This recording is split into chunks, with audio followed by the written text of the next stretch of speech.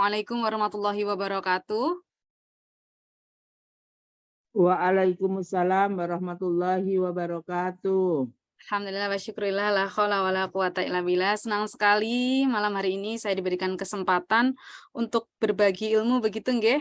Yang mungkin secara aplikasi sudah dipraktekkan oleh Bapak dan Ibu semua, eyang-eyang yang ada di sini maupun penyayang eyang-eyang gitu nggih.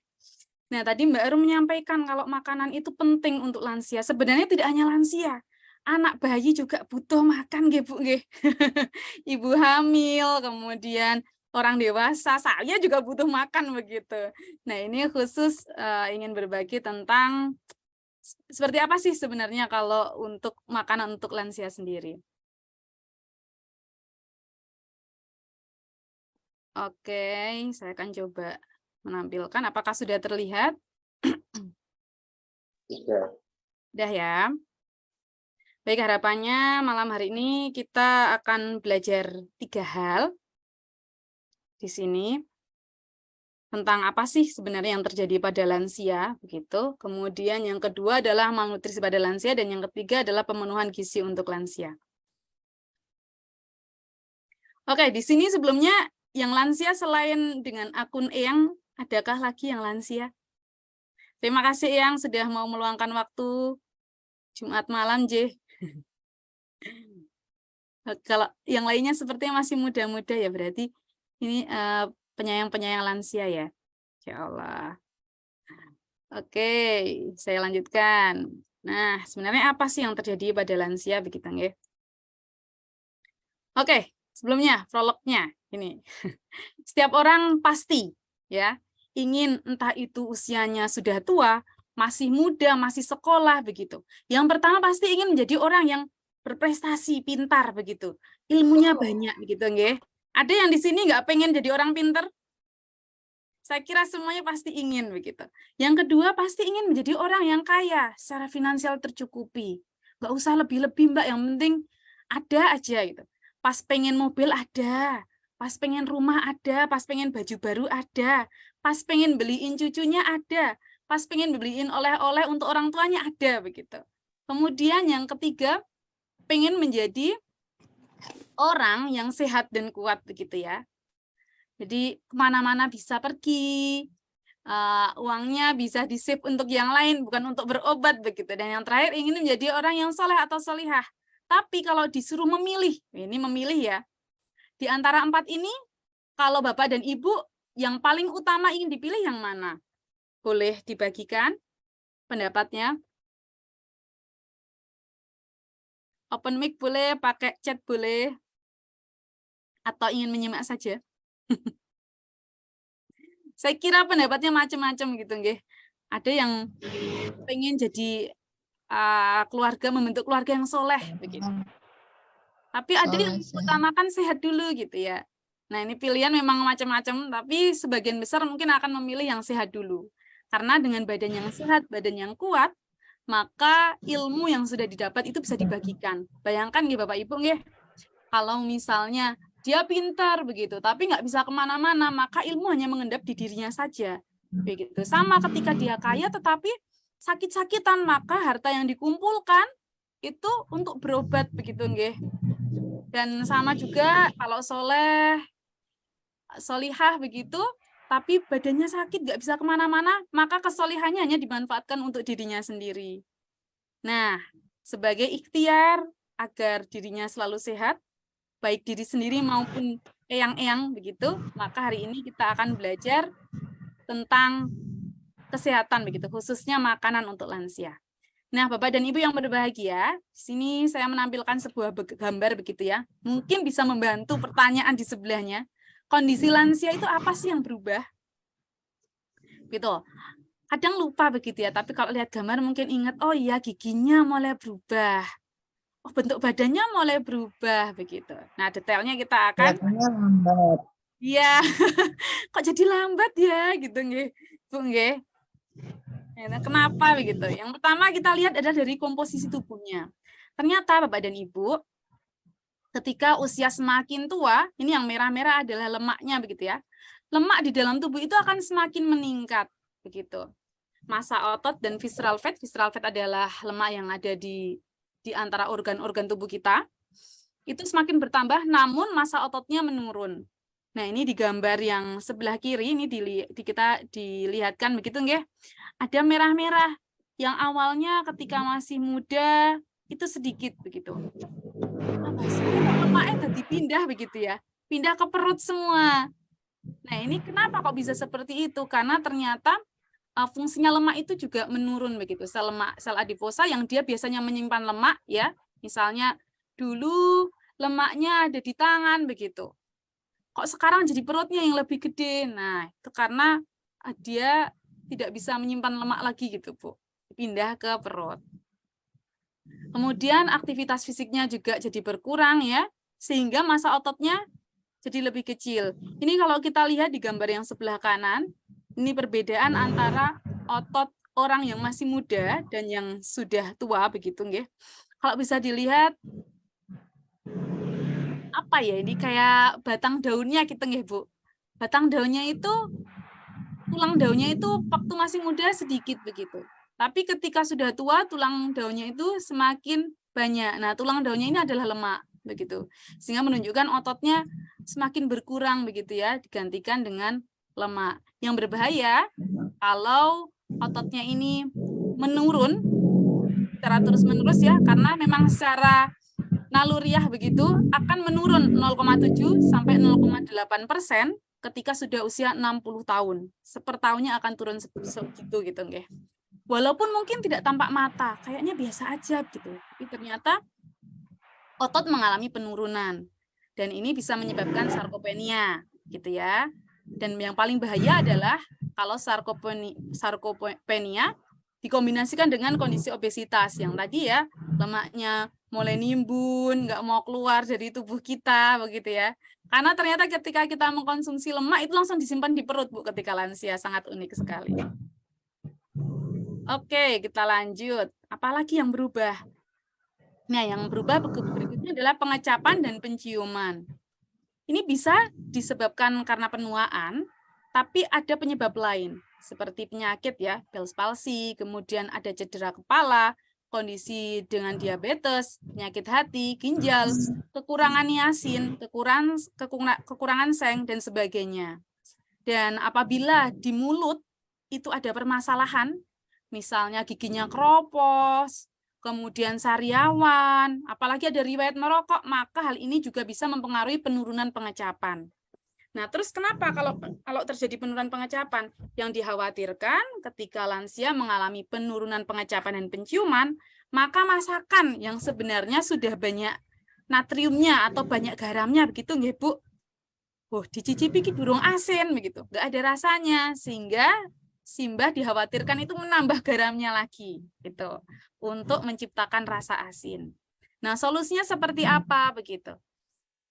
Solusinya bisa ditambahkan bumbu-bumbu rempah yang lebih kuat gitu ya, bisa menggunakan bawang brambang, bisa menggunakan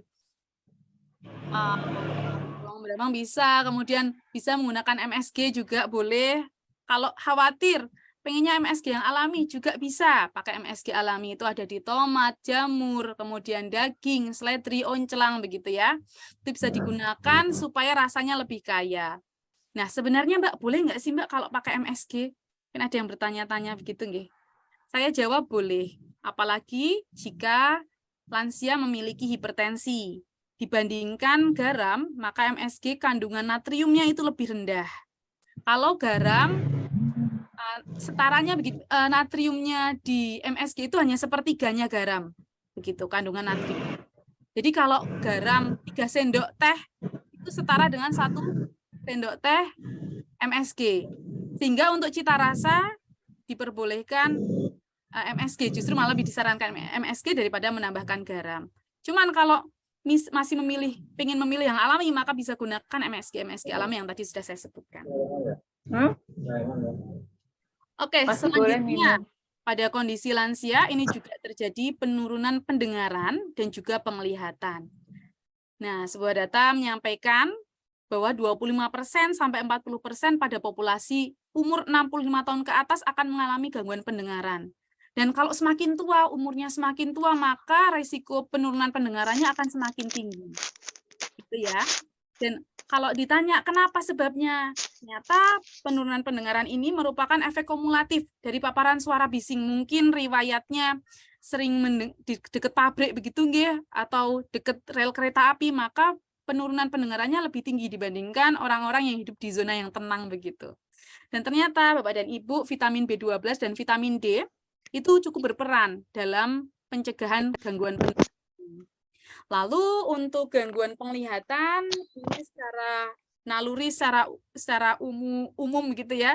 Secara alami terjadi degradasi makula karena penuaan. Nah, makula ini adalah sebuah area kecil ya di bagian belakang mata, di dalam retina begitu ya, yang berfungsi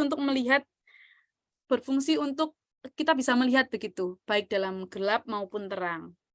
Nah, ternyata penurunan degradasi makula ini, selain karena usia, riwayat merokok, kemudian dari ras Kaukasia, kemudian riwayat keluarga, itu lebih tinggi kalau ada gitu ya. Jadi kalau yang rokok sama yang enggak, itu resiko penurunan penglihatannya lebih besar kepada perokok. Nah, ternyata Bapak dan Ibu, pigmen makula ini terdiri dari 2 bahan kimia, yaitu lutein dan zeaxanthin, di mana kedua zat ini ada pada sayur-sayuran berwarna orange, sayur dan buah. Makanya ya, seringnya dengar ya, kalau pengen matanya sehat, makan buah-buahan, sayuran yang warnanya oranye. Nah, ini alasannya seperti ini, begitu. Oke, kita lanjut. Apalagi yang berubah? Oh, ketika lansia ternyata imunitasnya semakin menurun. Nah, ini seiring dengan bertambahnya usia ya, respon imunitasnya menjadi lebih rendah dan kurang efisien. Ibaratnya tentara-tentara yang sudah ikut sepuh begitu nggih, Bapak dan Ibu nggih. Sehingga lansia memang lebih rentan begitu. Ditambah lagi jika gaya hidup dan faktor lingkungannya itu kurang baik, maka bisa menurunkan imunitas ini begitu. Kalau untuk saran gizinya, maka pertahankan status gizi yang baik. Jangan terlalu gendut, jangan obesitas begitu, dan jangan kurang gizi begitu ya. Karena itu akan mempengaruhi kekebalan dalam tubuh. Oke, selanjutnya apa lagi yang berubah? Nah, yang berubah selanjutnya adalah mulut. Di mana ketika lansia itu umumnya ya tidak semua ya, akan terjadi kehilangan gigi, proses kehilangan gigi, kemudian yang biasanya kalau yang giginya masih utuh, ternyata giginya gigi palsu begitu ya. Lalu ada kondisi xerostomia atau mulutnya kering, dan ini menyebabkan kesulitan mengunyah dan menelan. Nah, untuk kondisi mulut kering ini juga bisa akibat obat begitu ya, konsumsi obat yang mungkin tanpa resep dokter begitu. Apalagi kalau konsumsi obatnya banyak begitu, misalnya lebih dari 5 jenis obat, maka resiko mulutnya kering itu lebih tinggi. Solusinya seperti apa? Bisa disajikan makanan yang memang berkuah begitu ya, atau ada sausnya gitu. Lalu bisa juga makanan misalnya dicacah jadi agak kecil-kecil begitu nggih Bu. Kalau ingat dulu MPASI, pernah bikin MPASI, nah sama untuk yang juga makanannya tetap yang sehat, yang lengkap begitu nggih, walaupun teksturnya lebih lembut. Nah, ini akibat dari adanya perubahan pada mulut, rata-rata lansia akan mengubah makanannya hanya bubur saja begitu. Namun untuk makanan-makanan kacang-kacangan, sayur-sayuran, buah-buahan, daging begitu biasanya akan diturunkan karena beliau merasa nggak nyaman begitu ya, alot lah, susah dikunyah, susah ditelan begitu, sehingga akan dihindari. Solusinya tadi ya bisa diubah teksturnya begitu. Lalu berikutnya adalah pencernaan, terjadi perubahan pencernaan. Ini selain karena usia, sebab lainnya harus dicari tahu ya. Karena misalnya ada lansia mengalami gangguan menelan, itu sebabnya apa? Karena kadang-kadang gangguan menelan itu berhubungannya dengan penyakit neurologis atau demensia. Saya pernah ada pasien begitu, Bu. Ketika itu beliau lansia, kemudian makannya susah, sudah lama sekali nggak makan yang normal, jadi makannya hanya bubur gitu. Ketika diperiksa ternyata ada tumor begitu di otaknya, sehingga penyebab kesulitan menelannya adalah karena ada gangguan begitu ya di neurologisnya begitu. Nah, itu harus diterapi sama dokter THT begitu ya, tulang hidung tenggorokan itu dicek. Jadi kalau yang kesulitan menelan ini nggak bisa sembarangan ya, Bu. Kalau dikasih makanan cair takutnya dia tersedak. Begitu. Kalau dikasih makanan yang terlalu kental atau padat dia nggak bisa ngunyah. Sehingga harus idealnya dites satu-satu.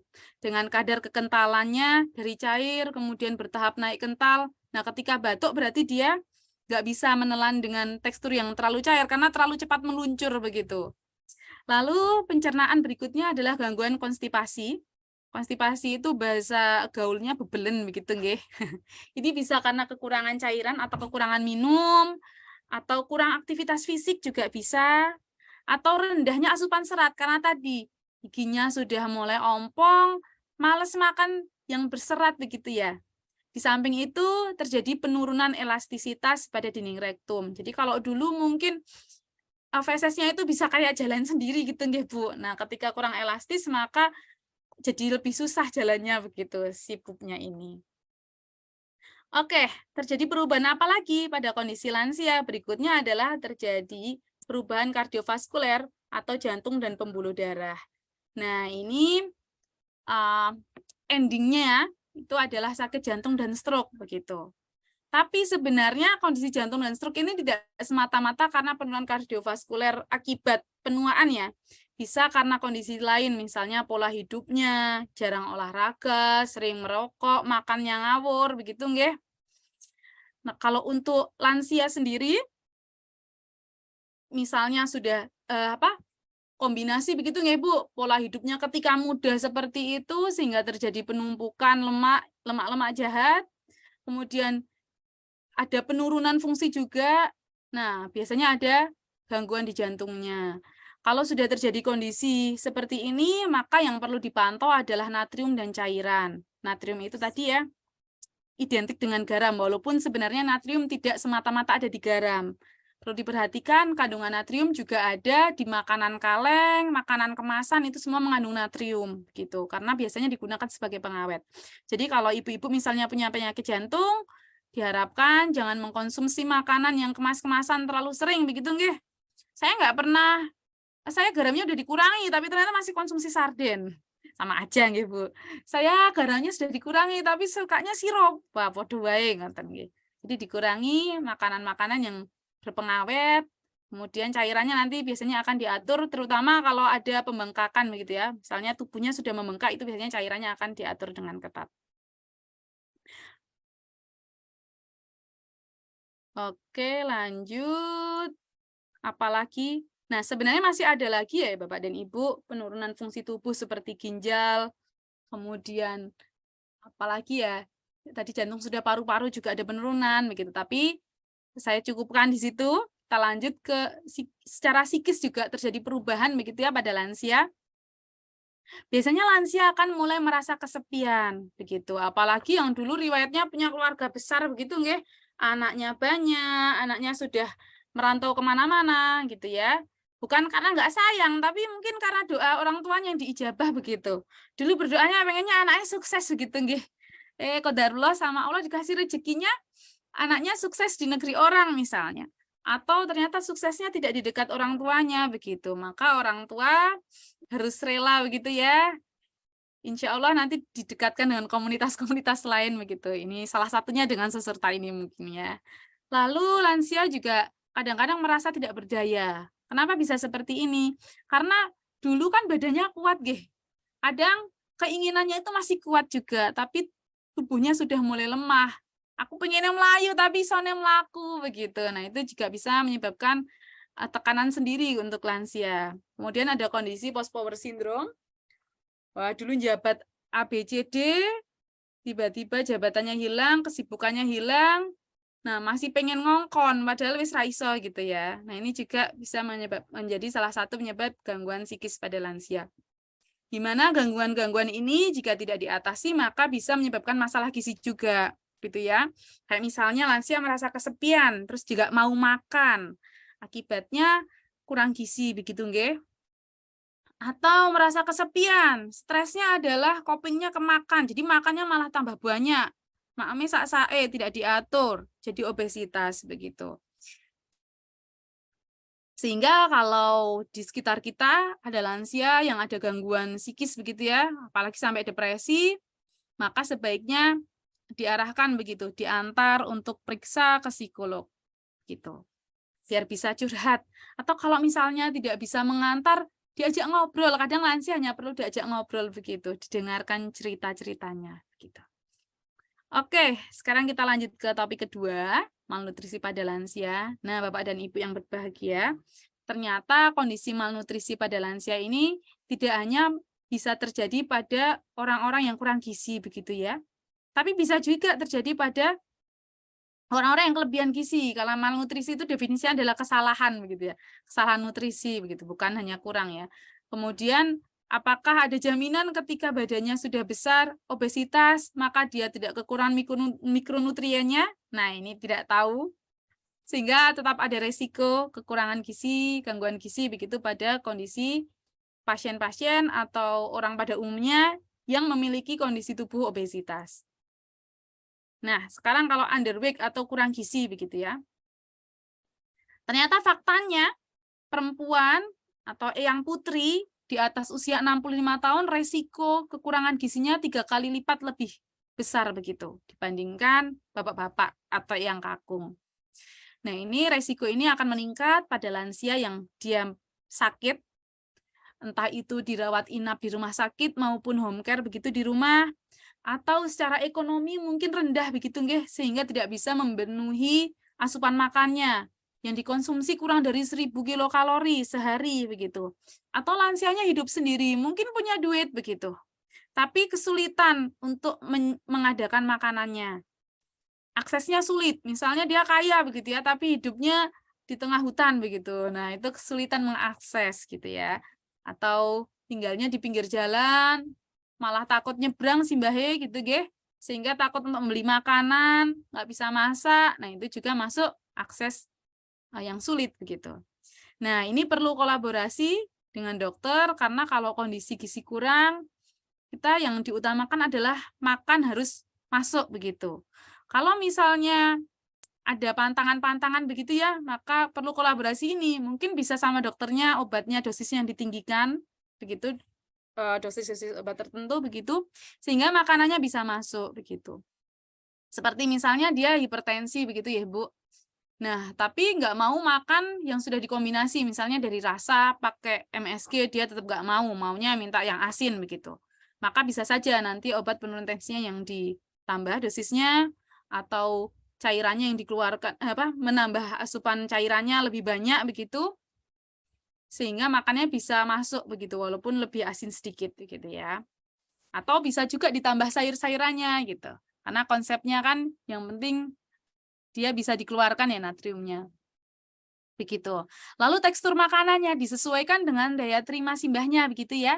Kalau simbahnya giginya sudah nggak ada, maka jangan dikasih makanan yang atos-atos, yang alot-alot gitu. Disesuaikan dengan tekstur kemampuannya begitu ya. Lalu disiapkan makanan yang disukai. Jadi simbah-simbah itu kadang punya makanan favorit begitu nggih, atau makanan yang sudah familiar. Biasanya makannya itu nasi jagung, ya udah disediakan nasi jagung begitu. Jangan dikasih nasi merah, nanti malah nggak mau, nggak dimakan gitu ya. Jadi kadang keinginan baik dari anak itu kalau tidak sesuai dengan keinginannya simbahnya, itu bisa saja makanannya tidak diasup begitu. Jadi ditanyakan dulu, simbah pengen dahar apa? Tanyakan, nanti bisa dibelikan sesuai dengan yang diinginkan sama simbahnya. Kemudian suasana makan itu juga harus dibuat yang nyaman, area makannya yang sederhana, yang mudah begitu. Nanti lebih jelas akan saya ada di slide belakang begitu, yang lebih lengkap begitu ya. Oke, sekarang kalau lansianya kondisinya obesitas, bagaimana kalau obesitas gitu ya?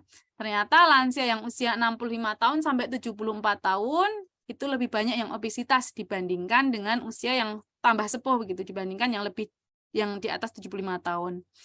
Nah, kalau kondisi obesitas ini tentu saja bukan untuk lansia ya, bukan untuk lansia saja, itu juga bisa meningkatkan resiko jantung, koroner, kemudian diabetes, kanker, gitu ya, gangguan pernafasan, susah tidur, gangguan pada sendi, dan ini mengakibatkan kecacatan. Ini enggak hanya pada lansia ya, pada yang sebelum lansia, kalau obesitas maka segera dikejar supaya nanti ketika usia lansia lebih nyaman begitu. Lalu solusinya seperti apa? Itu perlu melakukan perubahan gaya hidup dan juga pola makan. Diet boleh ya, tapi yang diturunkan lemaknya saja, jangan massa otot apalagi massa tulang begitu. Sehingga ini perlu dikontrol oleh ahli gizi boleh, ya.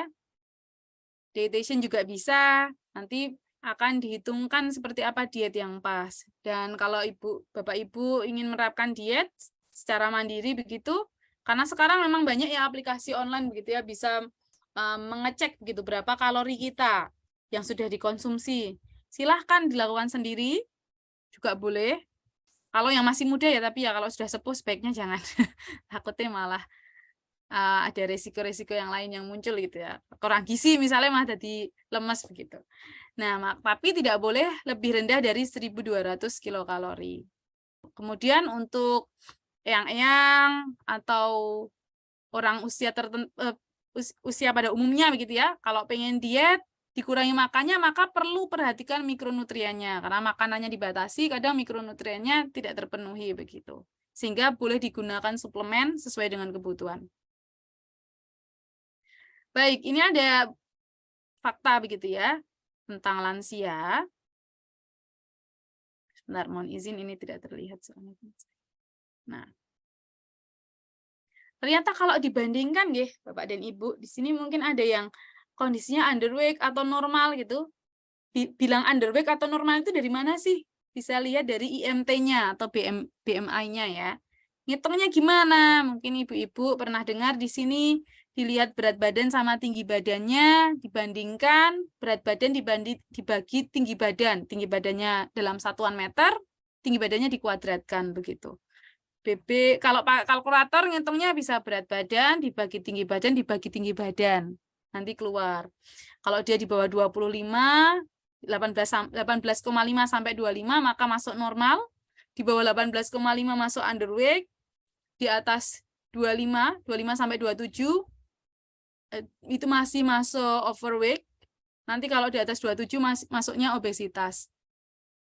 Nah, ternyata ketika dibandingkan begitu, kondisi lansia yang underweight dibandingkan dengan yang normal, ternyata 76% kematian lansia dengan status gizi underweight lebih tinggi. Jadi yang kurang gizi sama yang normal itu lebih bagus yang normal. Tapi kalau dibandingkan yang overweight dibanding yang normal, ternyata kematiannya lebih tinggi pada yang normal begitu. Kematian lebih rendah pada yang overweight. Gitu nggih. Jadi kalau untuk lansia gemuk-gemuk sedikit nggak apa-apa begitu nggih Bapak dan Ibu. Karena itu sebagai cadangan kalau ternyata ada kondisi yang membutuhkan energi sudah ada backingannya di tubuh begitu. Lalu untuk lansia yang malas bergerak, nah ini ternyata meningkatkan resiko kematian 28%. Kalau pada perempuan 2 kali lipatnya. Ini saya juga perempuan gitu ya. Berarti harus mulai membiasakan diri beraktivitas fisik begitu. Walaupun berat ya Bu, harus mulai dilatih begitu. Kadang bukan males sih, cuman sibuk aja. Gitu ya. Oke. Nah, berikutnya ini bagaimana salah 4 cara untuk mendeteksi masalah gizi. Nah, apabila ibu-ibu, bapak-bapak di sini melakukan penimbangan berat badan begitu ya. Lalu ada penurunan berat badan di 3 bulan terakhir. Dalam rentang 3 bulan, jadi misalnya rutin timbang berat badan gitu ya, di Pospindu misalnya, atau di rumah ada timbangan begitu, maka silakan melakukan penimbangan secara rutin gitu ya. Kalau biasanya timbangnya pagi ya pagi. Misalnya pagi setelah BAB ya rutin gitu ya. Setiap pagi setelah BAB gitu. Jangan gonta-ganti, nanti beratnya beda. Gitu nggih. Nah, kok ternyata dalam waktu 3 bulan jadi penurunan lebih dari 7,5%. Atau dalam 6 bulan terakhir terjadi penurunan lebih dari 10%, maka harus waspada begitu. Ada apa begitu ya? Harus dicek. Apakah ada penyakit kronis yang kita belum tahu gitu. Harus ditilik lebih lanjut ada apa sebenarnya. Lalu Bapak dan Ibu juga harus waspada ya. Ini juga kalau pada lansia, jika ada penurunan berat badan 1-2 kilo dalam seminggu, atau kok Simba bajunya tambah longgar ya, kemudian tulang-tulangnya tambah menonjol gitu ya, misalnya pada di tulang bawah mata gitu, kok tambah menonjol, kemudian di keningnya kok tambah menonjol begitu nggih, atau di tulang sini apa namanya nih, tambah menonjol juga, dengkulnya kok tambah ketok. Nah, itu bisa saja terjadi penurunan berat badan yang kita tidak tahu gitu ya. Karena kan misalnya lansianya bed rest begitu nggih, di atas kasur itu kan nggak bisa ditimbang ya. Dilihatnya penurunan berat badannya melalui pengamatan seperti itu. Atau bisa juga diukur lingkar lengan atasnya. Gitu nggih.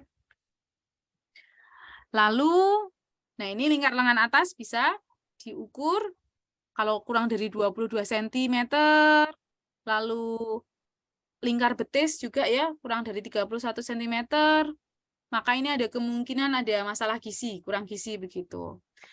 Apalagi kalau lilanya kurang dari 20. Nah, ini kurang gizinya parah begitu nggih. Lalu bisa juga dilihat konjungtivanya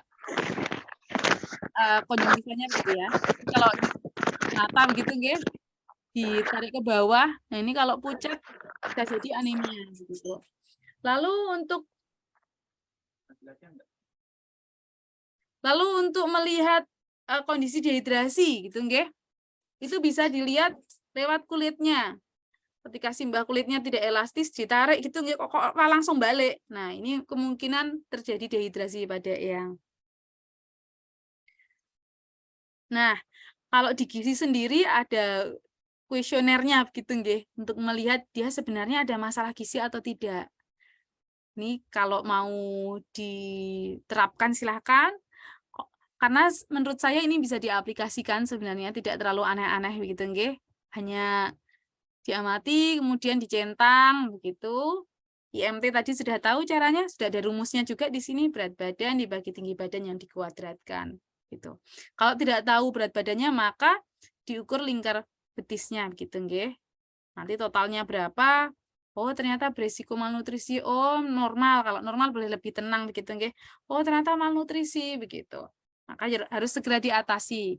Takutnya begini ya Bapak Ibu, kalau kondisinya malnutrisi, apalagi beliau sakit begitu ya. Punya sakit maksud saya. Maka makanan yang masuk itu harus dipastikan sudah cukup apa enggak. Kadang kalau pasien-pasien yang pulang dalam kondisi bed rest itu akan diberikan resep gitu nggih oleh ahli gizinya. Apalagi kalau misal dia pakai sonde gitu nggih. Itu akan dikasih resep. Nah, resep itu sebenarnya tidak seumur hidup nggih Bapak Ibu. Itu melihat kondisi tubuhnya. Kalau tubuhnya mengalami penurunan, maka asupannya akan berubah. Kalau penyakitnya bertambah, maka asupannya juga berubah begitu. Jadi sebisa mungkin dilakukan reassessment atau penghitungan bukan penghitungan kebutuhan saja ya, tapi reassessment, jadi dikaji lagi, diperiksa lagi begitu kondisi lansianya. Gitu. Kalau idealnya memang kondisi-kondisi kritis itu setiap hari sih kita lihatnya. Minimal kalau asupannya bagus, minggu sekali harus dilihat gitu. Bahkan 3 hari sekali bisa kita lihat, kita reassessment lagi untuk kondisi-kondisi lansia yang memang agak kritis.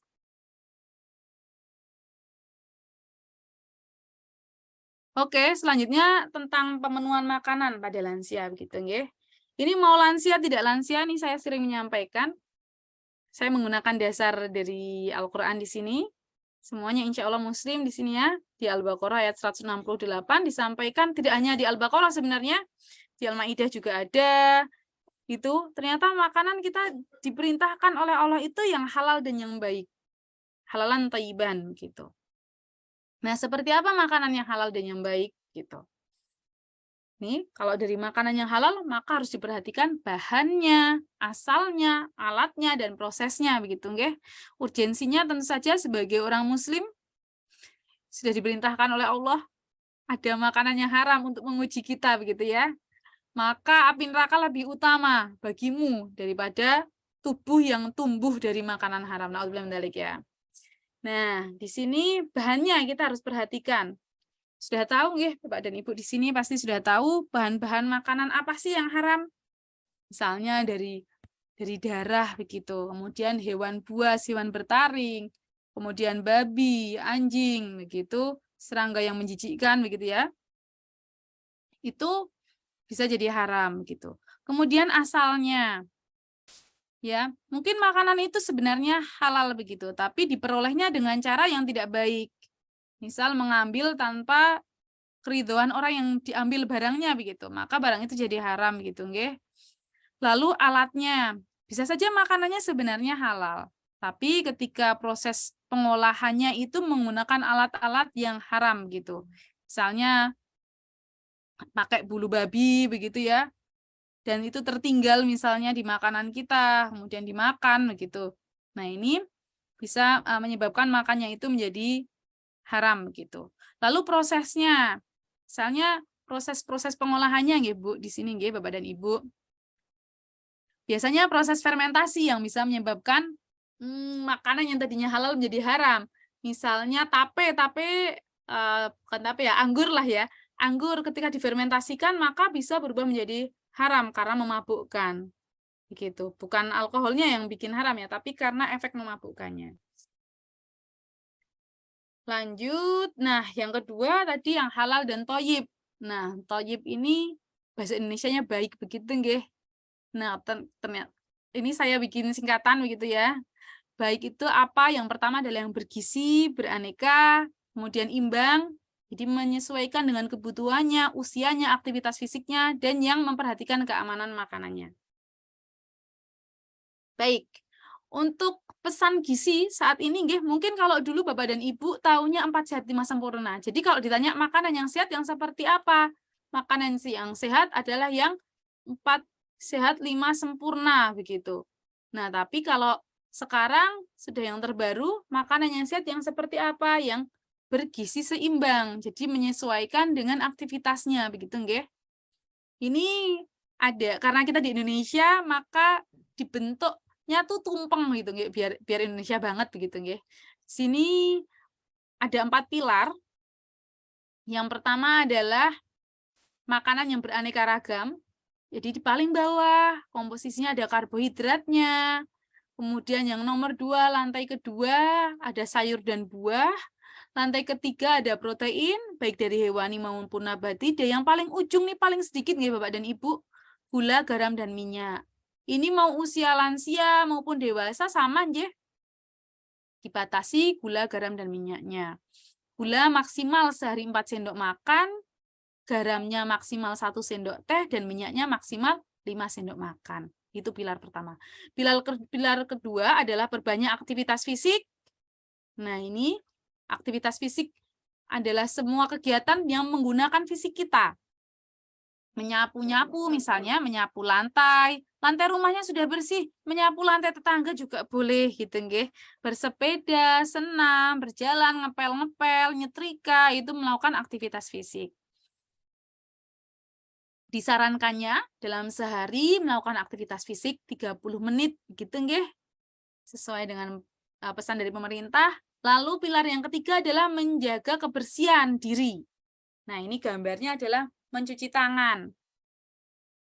Nah, mencuci tangan ini pas ada COVID itu rajin ya orang-orang cuci tangan ya. Ini COVID-nya sudah mulai hilang. Kebiasaan cuci tangannya juga kok ikut hilang begitu. Nah, semoga Bapak dan Ibu di sini tetap mengaplikasikan cuci tangan ini ya. Minimal ketika mau makan, mau megang simbah itu juga dipastikan tangannya bersih. Mau megang adik bayi juga tangannya yang bersih. Habis dari luar begitu juga tangannya yang bersih ya. Misalnya punya hewan ternak atau habis berkebun maka setelahnya cuci tangan. Begitu. Kebersihan diri ini sebenarnya tidak hanya cuci tangan ya, gosok gigi juga masuk nggih. Gosok gigi setelah makan, kalau bisa ya, setelah makan dan sebelum tidur. Minimal kalau setelah makan nggak sempat gosok gigi maka berkumur gitu. Lalu pilar yang terakhir adalah memantau berat badan. Nah, ini Bapak dan Ibu, kalau di sekitar rumahnya ada pos bindu, pos pelayanan terpadu nggih. Kalau bisa digunakan fasilitasnya, timbang setiap bulan nggih, setiap bulan sekali, kemudian dipantau juga tensinya, syukur-syukur ada pemeriksaan darah gitu nggih, asam urat, gula darah, kemudian kolesterol, itu silahkan dimanfaatkan fasilitas-fasilitas dari pemerintah. Kenapa sih memantau berat badan ini penting? Nah, memantau berat badan ini penting untuk mengetahui kondisi kita nggih Bapak dan Ibu saat ini begitu. Misalnya obesitas. Nah, kita kalau tahu aku kok kelemon iki, maka bisa segera melakukan penurunan berat badan begitu. Oh, kok midunku kok terus-terusan. Nah, ini berarti khawatirnya ada apa yang kita tidak tahu. Misalnya ternyata Bapak Ibu punya penyakit kronis yang belum disadari begitu ya. Salah satu mendeteksinya dengan memantau berat badan. Atau sebaliknya, wah, orang ngopo-ngopo kok bobotku jadi munda itu tadi ya. Nah, berarti makannya harus mulai direm gitu. Jadi sangat penting memantau berat badan ini. Kalau punya timbangan silahkan digunakan. Tadi ya sarannya ketika menimbang kalau bisa ajek. Nah, kalau posbindu itu kan biasanya ajek ya, sore-sore terus gitu nggih. Itu bisa lebih terpantau. Oke, yang di sini aja tidak kalah penting adalah minum air putih 8 gelas sehari. Nah, ini 8 gelas itu adalah pesan umum ya. Kalau personal per orang itu sebenarnya disesuaikan dengan berat badannya masing-masing. Untuk lansia itu sekitar 30 sampai 35 cc per kilogram berat badan. Jadi kalau misalnya beratnya 50, maka sehari 1.500. 1.500 itu berapa? 1.500 itu kalau pakai gelas blimbing. Gelas blimbing itu satu gelasnya adalah 200 cc. Berarti kalau 1.500 itu 7,5. 7,5 gelas. Fungsinya kita tahu seperti ini bisa diplot Bapak Ibu. Kalau aku harus minum 7,5 gelas ya, berarti bangun tidur aku harus minum berapa gelas, itu bisa diatur. Misalnya bangun tidur, minumnya setengah gelas. Kemudian nanti setelah bangun, masak-masak, kok haus, minum lagi 1 gelas. Nanti sudah selesai masak, makan sarapan gitu nggih, 1 gelas lagi. Sudah 3 gelas. 2,5 gelas nggih. Masih kurang 5 gelas. Nah, nanti ketika makan siang bisa diselipin. Gitu, snack. Nanti siang sedikit jam 2 gitu haus, minum lagi. Sore minum lagi. Malam maghrib minum lagi, sebelum tidur minum 1 gelas. Nah, selesai 7,5 gelas. Jadi fungsinya tahu kebutuhan kita adalah bisa ngecak berapa aku harus minum, sudah cukup atau belum. Gitu nggih. Lalu ini untuk pengaplikasiannya, isi piringku bisa dilihat nggih. Nah, ini untuk kondisi yang normal bisa sepertiganya adalah karbohidrat, sepertiganya sayur, sepertiganya sisanya adalah buah dan protein. Proteinnya boleh hewani dan nabati begitu. Kalau lebih bagus yang mana, Mbak? Sebenarnya semuanya bagus nggih, punya kelebihan dan kekurangan masing-masing. Untuk protein hewani itu asam aminonya lebih lengkap. Jadi jenis-jenis proteinnya itu lebih komplit begitu, Bu. Dan dia lebih mudah terserap dalam tubuh. Tapi kadang ada lemaknya yang ikut-ikutan masuk begitu. Sedangkan kalau protein nabati, lemaknya itu lebih baik. Gitu ya. Tapi dia nggak lengkap asam aminonya, sehingga kalau vegetarian harus mengkonsumsi kacang-kacangan yang jenisnya beragam begitu supaya bisa terpenuhi kebutuhan proteinnya. Nah, untuk Bapak dan Ibu yang kondisinya obesitas, maka isi piringkunya agak berbeda. Isi piringkunya jadi isi piringku bentuknya T begitu nggih, huruf T begitu. Setengah piringnya adalah sayur, jadi ini sayur semua. Setengah piring sisanya, jadi kan ada setengahnya ya Bu, dibagi 2, seperempatnya adalah, jadi seperempat nggih, seperempatnya karbohidrat, seperempatnya buah dan sayur. Gitu, itu untuk kondisi yang obesitas. Nah, ini juga perlu diperhatikan, jangan sampai kekurangan protein, kalsium, vitamin D, dan vitamin B12 begitu. Karena rata-rata di lansia ini yang sering kekurangan. Protein, kalsium, vitamin D, dan vitamin B12. Sebabnya apa tadi ya? Fungsi gigi sudah mulai menurun sehingga protein malas dimakan begitu. Kalsium rata-rata kebanyakannya di protein hewani gitu, sehingga itu juga ikut menurun. Atau di sayur juga ada ya. Oke, yang tidak kalah penting harus kita perhatikan adalah soal keamanan makanan. Nah, ini mungkin sudah dipraktekkan sama Bapak Ibu ya, atau sudah dipraktekkan setengah. Oke, dari BPOM sendiri ada 5 pesan kunci untuk menjaga keamanan makanan. Yang pertama adalah menjaga kebersihan. Tadi sudah salah satunya dengan mencuci makanan. Ditambah lagi ya karena ini soal makanan, maka kebersihan makanannya juga harus diperhatikan begitu. Lalu memisahkan makanan mentah dengan makanan yang matang. Jadi ketika menyimpan di dalam kulkas sebaiknya dipisah antara makanan yang matang dan yang mentah. Digunakan wadah yang tertutup begitu nggih. Dan kalau menyimpan di kulkas maka yang paling atas raknya itu adalah bahan makanan yang matang. Yang bawah baru yang mentah. Kenapa seperti itu? Karena kalau misalnya disimpan yang di atas itu yang mentah, ternyata menyimpannya tidak rapat dan menetes di bawah, maka bisa menyebabkan kontaminasi di makanan yang masak, gitu ya.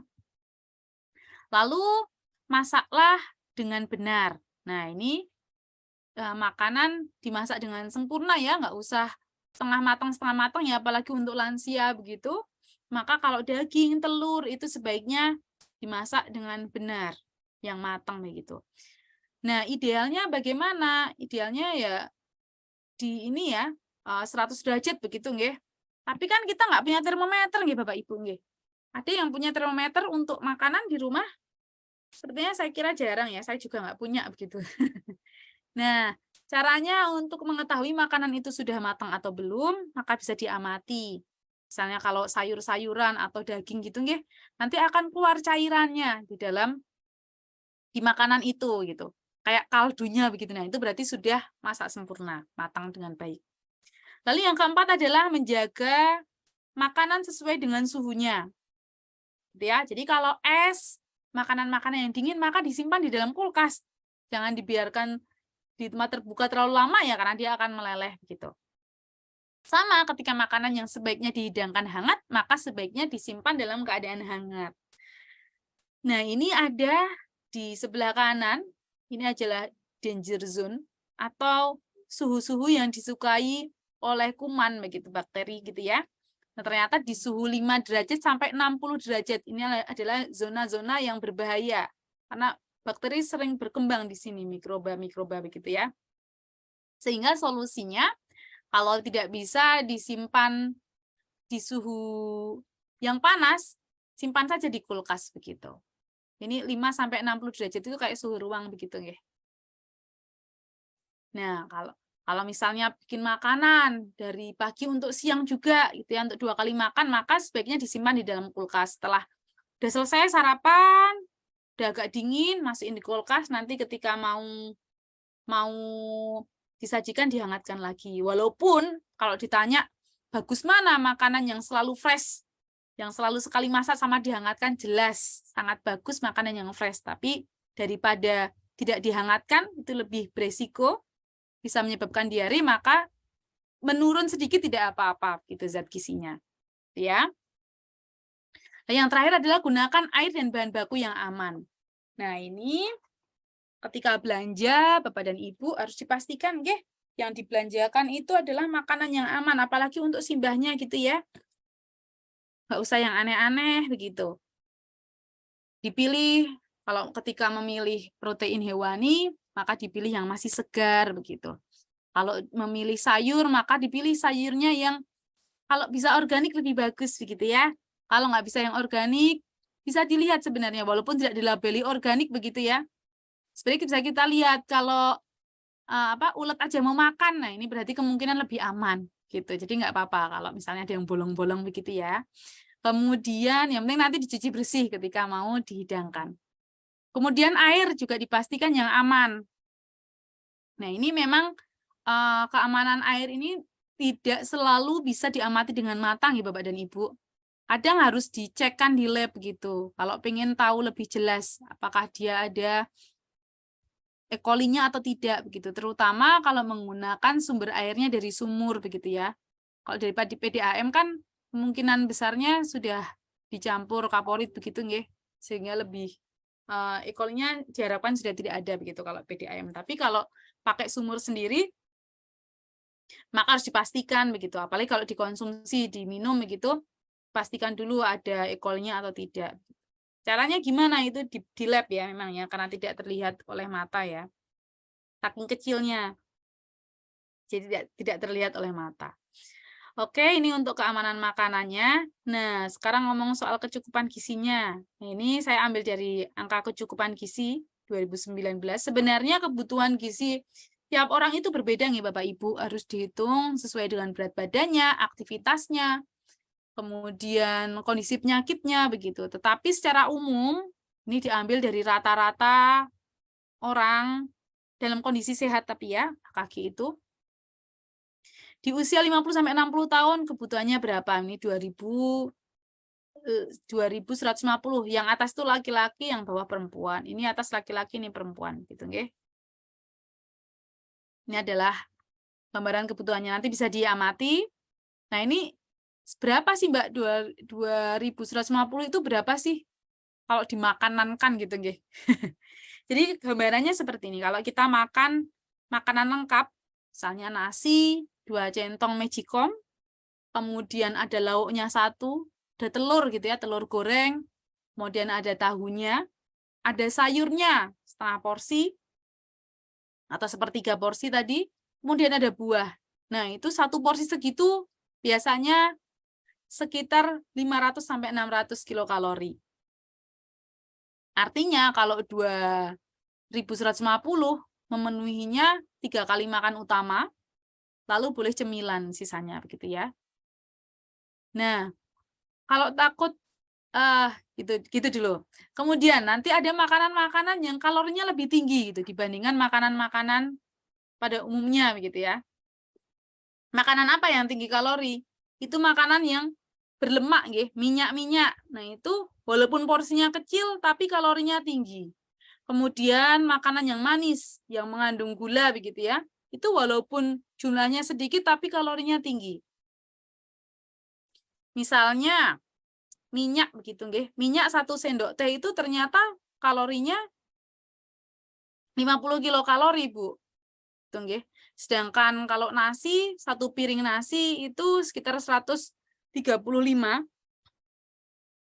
Mohon maaf, 175 malahan 175 kilokalori. Itu nasi kurang lebih 100 gram ya. 100 gram itu kira-kira 10 sendok makan begitulah, atau 2 centong magicom. Karena 1 centong magicom itu kalau tidak munjung itu 60 gram.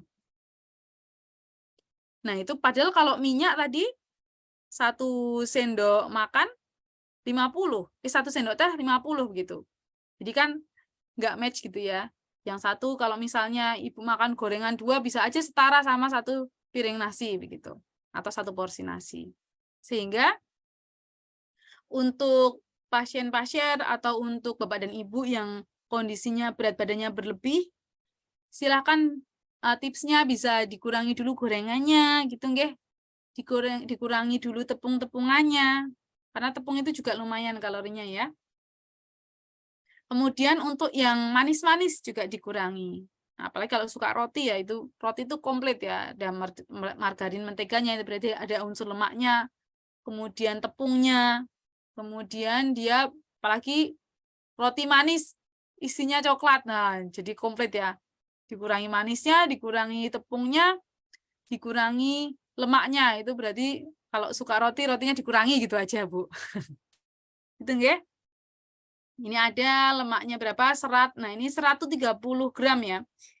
Jangan dibayangkan ketika kita mengkonsumsi sayur, 100 gram itu semuanya serat. Ternyata mboten Bapak Ibu. Kalau kita makan apel 100 gram, ternyata seratnya bukan 100%, tapi seratnya itu sekitar 2,5-an gram saja. Artinya ketika kebutuhan serat kita 30 gram begitu ya, itu harus makan seberapa gitu ya. Makanya konsumsi sayur buah itu disarankan banyak gitu, karena di dalam kandungan 100 gram sayur itu bukan berarti 100%-nya itu adalah serat gitu. Seratnya mungkin hanya 2,5, bahkan ada yang hanya 1,5 gitu. Dalam 100 gram ya. Oke, ini ada tentang kecukupan kalium, magnesium, zat besi, begitu ya. Ada semua. Nah, ini yang penting juga, tips untuk makan pada lansia. Yang pertama adalah tadi ya, diperhatikan teksturnya dan disesuaikan dengan daya terimanya. Jadi kalau ada kesulitan menelan, maunya bubur, ya enggak apa-apa bubur. Maunya susu, ya enggak apa-apa susu gitu ya, disesuaikan. Kalau bisanya, tapi kalau untuk dalam jangka waktu yang lama itu perlu dicek dulu tadi ya. Dia tidak mau susah menelannya tuh karena apa? Apakah ada gangguan saraf atau ada penyakit yang lain gitu, supaya bisa diselesaikan persoalannya. Gitu, disesuaikan teksturnya, kemudian disajikan dalam bentuk finger food. Finger food itu yang bisa dipegang tangan begitu nggih. Itu akan lebih baik begitu untuk lansia karena lansia bisa megang, bisa makan langsung begitu ya. Nah, kalau kondisi-kondisi lansia pada kondisi khusus nggih, misalnya dia ada tremor, tangannya getar. Nah, itu kadang tuh nggak bisa makan sendiri, Bu. Kalau di Indonesia sepertinya belum ada gitu, sendok yang bisa menyesuaikan getarannya gitu. Kalau di luar negeri sudah ada begitu ya. Walaupun saya nggak tahu harganya berapa itu. Jadi ketika bergetar sendoknya tetap gitu ya, ujungnya tuh tetap stay gitu, Bu. Jadi ketika lansia menyuapkan ke mulutnya itu tidak tumpah-tumpah. Atau kadang kondisi tangannya yang sudah tadi ya, ada gangguan, ada kecacatan begitu, sehingga dia megangnya itu nggak bisa seperti kita gitu ya, kelemahan tangan misalnya ya Bu, megangnya kan megang sendoknya pasti nggak kayak kita ya, megangnya mungkin harus kayak dulu anak kecil megang sendok gitu nggih. Nah, bentuk sendoknya itu kadang-kadang kan kalau di tempat kita yang pada umumnya itu susah gitu ya. Nah, itu sehingga perlu disuapi gitu ya. Kalau di luar negeri itu sudah ada Bu modifikasi bentuk sendok gitu. Sehingga lansia bisa nyaman melakukan makan sendiri gitu ya. Kemudian makan bersama dan lakukan secara bersama. Nah, ternyata lansia tadi nafsu makannya akan lebih meningkat begitu ketika mengkonsumsi makannya itu bareng-bareng daripada makan sendiri. Makanya ya kalau ada acara pengajian itu kadang makanannya kalau dimakan di tempat lansianya habis, tapi kalau dibawa ke rumah bisa aja nggak dimakan gitu nggih. Nah, kalau ada lansia di rumah, maka kalau bisa makan bareng-bareng gitu, diajak makan simbahnya. Lalu kalau misalnya lansia pengen makan sendiri, karena tadi ya tidak ingin berdaya gitu. Maksudnya tuh saya tidak ingin lemah gitu. Kadang-kadang lansia seperti itu ya. Jadi pengen makan sendiri. Nah, itu kalau berantakan tidak apa-apa. Jangan dimarahi simbahnya gitu ya. Nanti tinggal kita bersihin aja gitu. Karena simbah kadang pengen melakukannya sendiri gitu, merasa masih bisa. Lalu untuk lansia buat nyaman, mejanya yang sederhana, alat makannya jelas gitu ya. Jadi warnanya yang mencolok gitu enggak apa-apa. Cetro, oh ini alat makanku. Oh ini piring toh. Oh ini sendok gitu. Lalu suhu makan disesuaikan. Dan yang terakhir jenisnya tidak usah macam-macam. Kalau menyajikan makan untuk lansia ya, cukup 1-2 jenis saja. Biar lansia tidak bingung milih mau makan yang mana begitu. Nah, ini bentuk makanannya. Kita sesuaikan dengan daya terima pasiennya atau daya terima eyangnya ya. Kalau masih bisa makan biasa, ya dikasih makan yang biasa. Jangan apa-apa bubur gitu nggih. Kalau masih bisa yang biasa, lebih baik yang biasa. Kenapa? Karena kalorinya lebih tinggi pada makanan yang biasa. Kok bisa gitu? Ya jelas nggih Bu nggih. Kalau yang sering masak pasti tahu, kalau membuat bubur itu perbandingan air sama nasinya itu lebih banyak airnya nggih Bu nggih. Kalau nasi itu perbandingannya sama 1:1, tapi kalau bubur itu bisa 1:8, bisa 1:6, tergantung. Kalau tim 1:4 biasanya. Nah, apalagi bubur sareng. Nah, ini kalorinya tambah rendah lagi ya. Jadi kalau pasien tadi ada gangguan menelan, tapi nggak mau dipasang selang gitu ya, maka biasanya yang dikasih hanya bubur sareng seperti ini. Ini berapa kalori nih gitu ya. Hanya sedikit sekali begitu. Maka kalau bisa bentuknya biasa, lebih baik disarankan biasa. Dan yang terakhir bentuknya bentuk cair. Nah, ini bisa susu komersil, bisa juga bikin sendiri ya, di rumah gitu.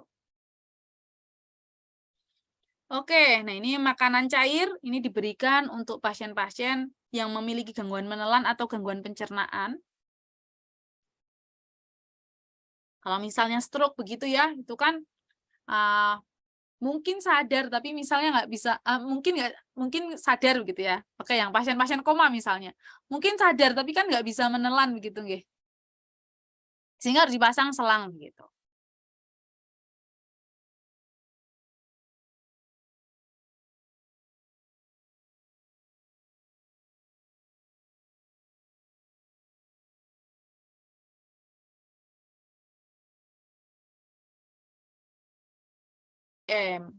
Kemudian ada riwayat kanker misalnya, itu butuh energi yang lebih. Nah, ini digunakannya bisa menggunakan zoni lengkap.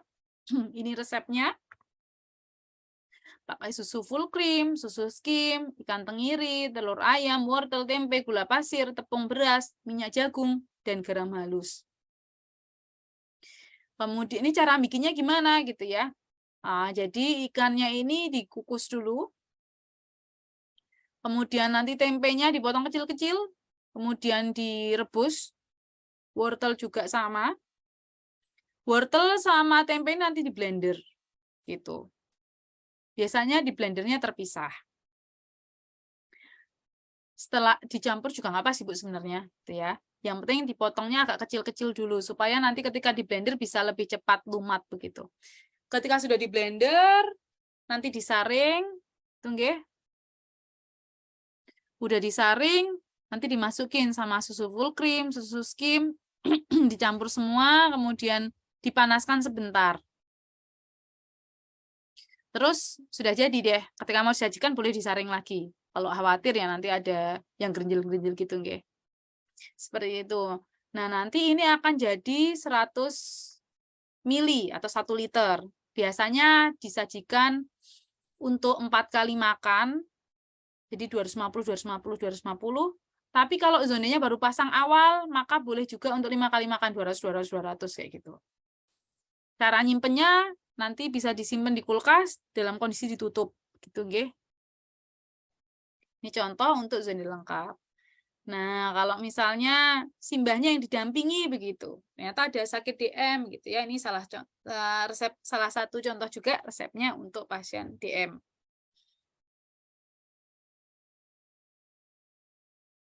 Oke, mungkin itu saja dari saya. Kita bisa lanjut dengan sesi pertanyaan, tanya jawab atau diskusi. Kalau nanti saya bisa jawab, nanti insya Allah saya jawab. Kalau misal belum bisa saya jawab, nanti jadi PR gitu nggih.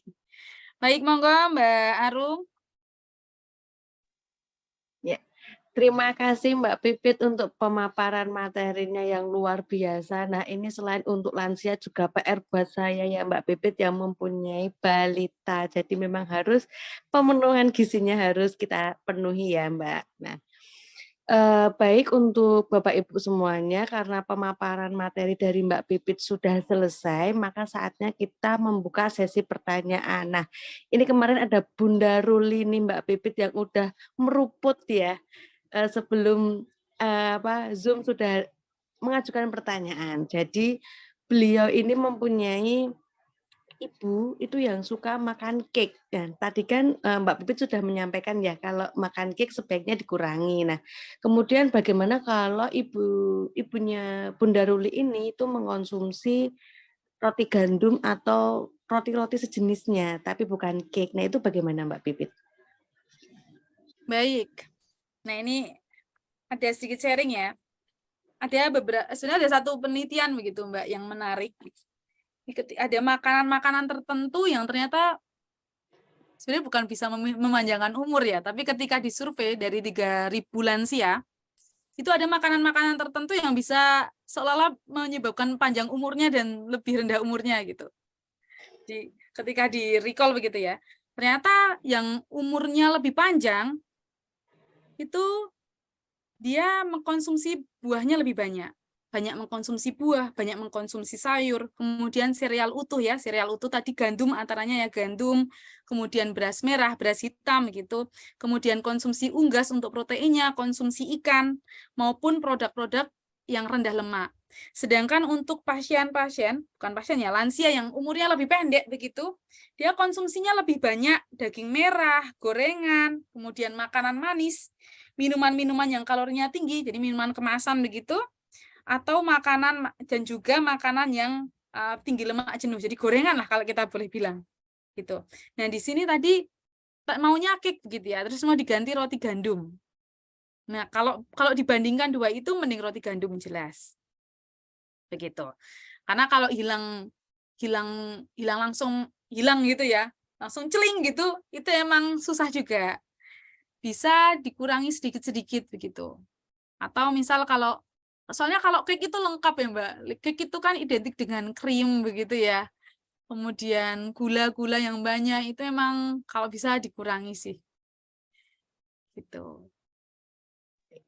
Terima kasih Mbak Pipit untuk jawabannya. Saya juga ingat nih Mbak Pipit waktu Dr. Probo menyampaikan bahwa kalau lansia itu memang harus banyak mengurangi SGMT-nya dan banyak sabu-sabunya itu yang saya ingat sampai sekarang, dan saya berusaha mengaplikasikan untuk misalnya ketemu sama orang, terus nanti ada yang tanya, Mbak ini gimana? Nah, saya ingat banget itu, kalau untuk lansia memang harus dikurangi SGMT-nya tadi ya Mbak ya, santan, garam, manis, tepung, dan paling banyak sabu-sabu, sayur dan buah, dan ternyata itu untuk meningkatkan angka harapan hidupnya ya Mbak ya. Ya betul. Seperti itu. Nah, baik, mari untuk Bapak Ibu semuanya yang mau bertanya, ini mumpung ada ahli gizinya di sini, jadi kalau nanti tanya sama saya itu nanti kurang ini ya, kurang greget. Nah, mumpung ada spesialis gizinya, monggo kalau ada yang mau ditanyakan.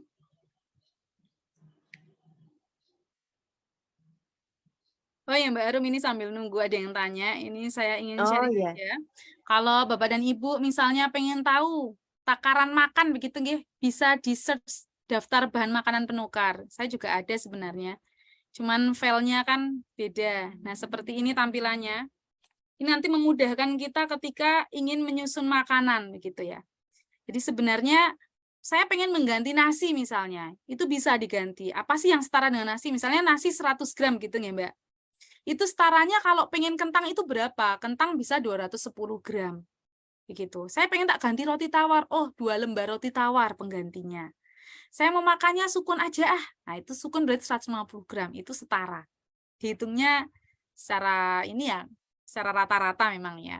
Kemudian pengennya protein begitu. Wah, bosen nih kalau putih telur terus gitu ya. Oh, mau diganti pakai ikan segar. Berapa porsinya? 40 gram. Begitu. Mau udang. Udang hati-hati ya, tapi nggak banyak-banyak nggih. Di 5 ekor sedang udang ini baru dianggap satu penukar protein. Itu setara dengan 2,5 butir telur nggih untuk kandungan proteinnya. Nah, ini bisa digunakan, nanti insya Allah bisa saya share juga. Begitu. Sama kalau Bapak biasanya Dokter Probo nyampaikan ya, kurma berapa? 3 buah atau sama dengan 1/4 piring nasi. Nah, ini karena kurma 3 buah itu kalorinya 50 kilokalori. Tadi ya kalau satu porsi nasi itu 175 kilokalori. Jadi bisa daripada nggak makan, bisa mengkonsumsi makanan-makanan yang bentuknya kecil tapi padat kalori itu. Untuk lansia biasanya disarankan yang seperti itu. Itu Mbak, bisa dibaca-baca ini. Karena kalau dijelaskan satu-satu nanti tambah malam nanti. Begitu. Mic-nya masih mati, Mbak. Iya, maaf.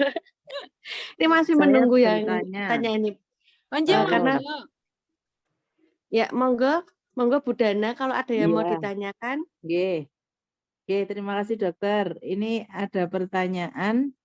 Saya ada saudara kakak ya, adik sebelahan rumah.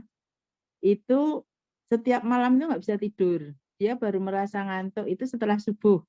Tapi tidak lama, itu nanti beberapa 1 jam, 1,5 jam itu sudah tidak bisa tidur lagi. Nah, kelihatan di fisiknya itu kemudian kelihatan kering, kayak pucat, terus agak lebih usianya itu jadi lebih jauh dengan usianya sih sudah 60, tapi kelihatan kayak tua sekali kayak gitu. Nah, itu pengobatannya bagaimana, dokter?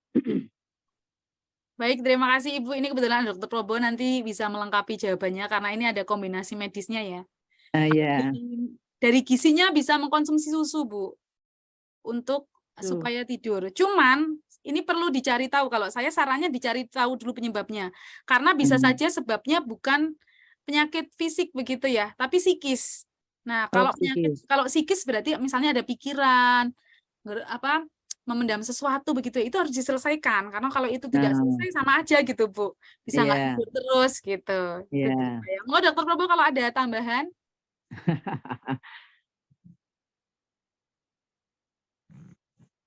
Oke, sepertinya sedang tidak memungkinkan open mic.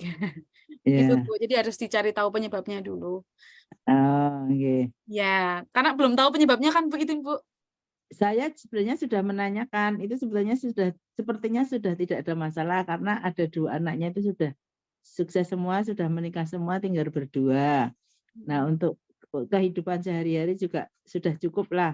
Saya sempat pernah bertanya, apa toh Om sik dipikirke? Nah, itu juga tidak menjawab. Tapi kalau menurut kasat mata kayaknya juga tidak ada problem.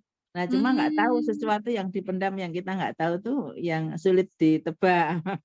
Ya, kalau misal dari Ya. psikis nggak ada, bisa dilihat ininya dulu Bu, kebiasaan tidurnya. Apa sering tidur siang apa tidak gitu ya. Oh, enggak pernah. Jadi Nggak pernah. memang Memang kesulitan tidurnya Bu.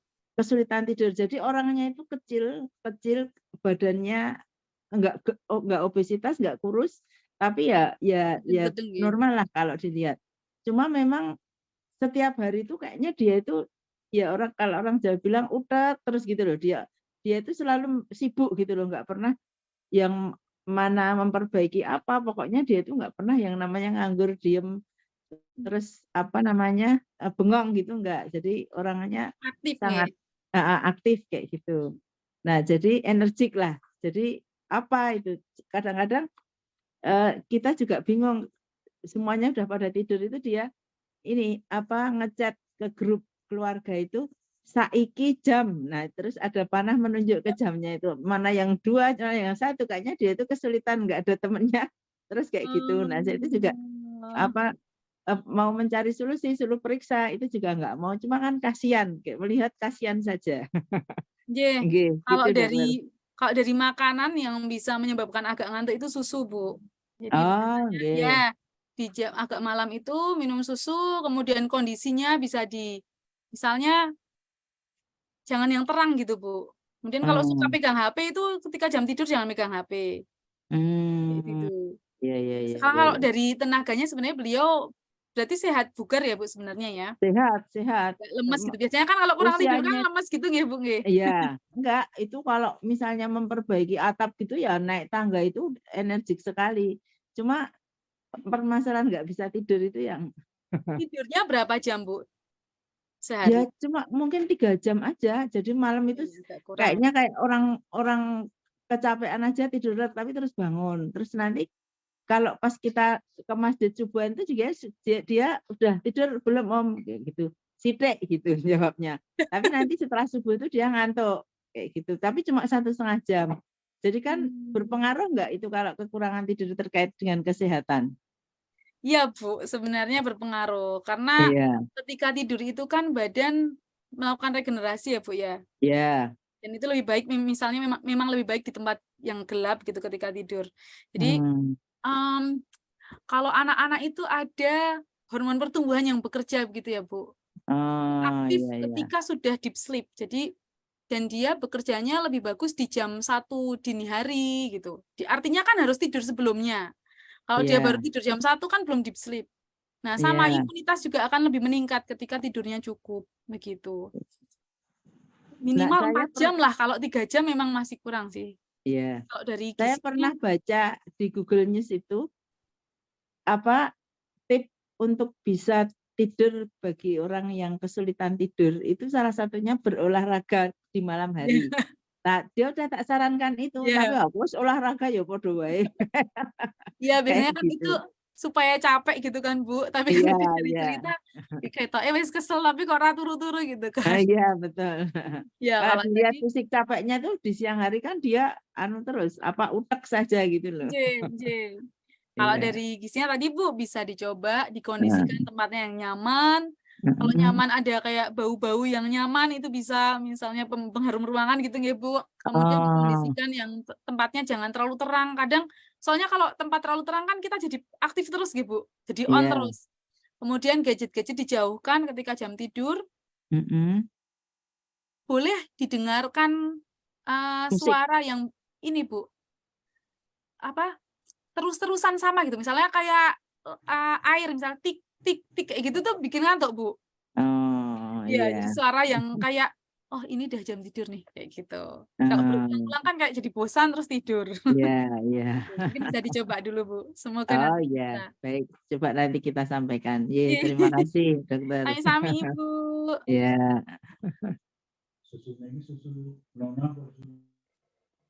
Mungkin ada yang mau bertanya lagi.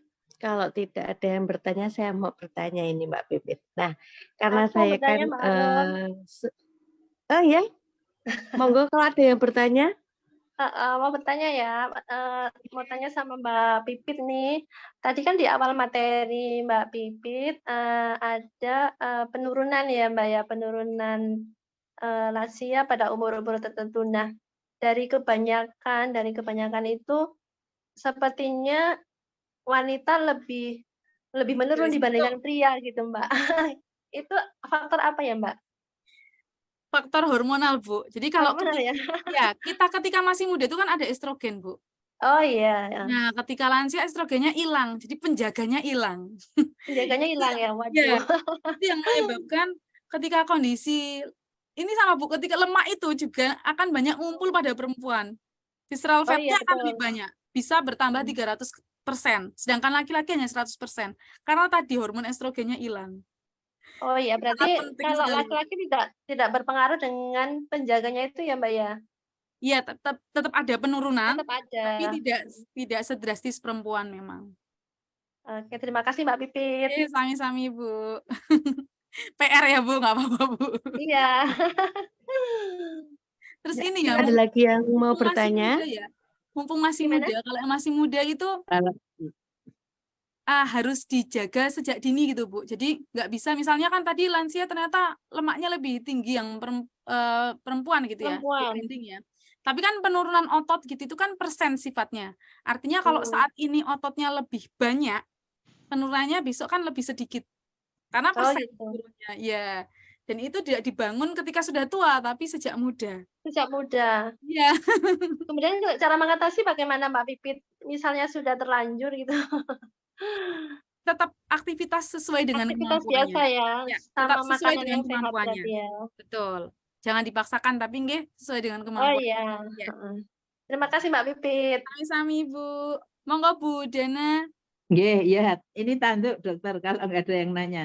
Ini gini dokter, kalau saya kebiasaan minum, kalau tadi tipnya dari dokter Pipit tadi itu satu gelas ya.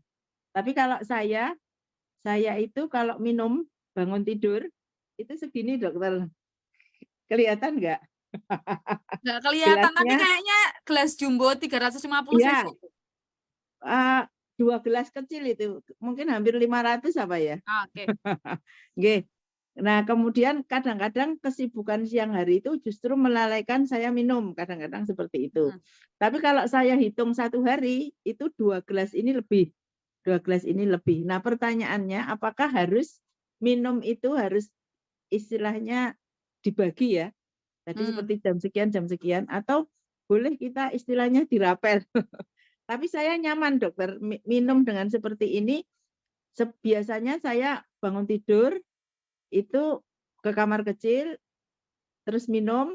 Nah, habis itu nanti biasa ya kita sholat malam. Nah, sebelum subuh saya minum lagi. Nah, kalau saya puasa, saya sahur itu 2 gelas itu habis. Nah, habis itu saya habis subuh itu bisa buang air yang banyak sekali terus di perut itu sangat nyaman. Nah, ini berbahaya nggak buat kesehatan? Tapi saya sudah terbiasa seperti itu. Gimana dokter? Kalau sudah terbiasa mungkin nggak apa-apa Ibu. Oh, nggak apa-apa. Tapi nggih. soalnya orang agak kurang umum gitu, langsung bisa menampung banyak gitu nggih. Iya. Gitu. Kalau tidak sahur itu terbagi, tapi kalau saya sahur Senin Kamis biasa saya puasa itu saya bangun jam 2:30 itu harus sebelum subuh saya habis segitu. Biar saya tidak dehidrasi di siang hari sehingga memang tubuh itu nyaman Seger meskipun nggih, ya Bu nggih. ya dari pagi sampai sore kadang-kadang sampai seperti hari ini saya full sampai maghrib. Tadi datang Zoom, sekarang Zoom, Tapi badan siang nggak kelihatan minum, Bu, bugar. berarti, Bu? Dalam Siang nggak minum?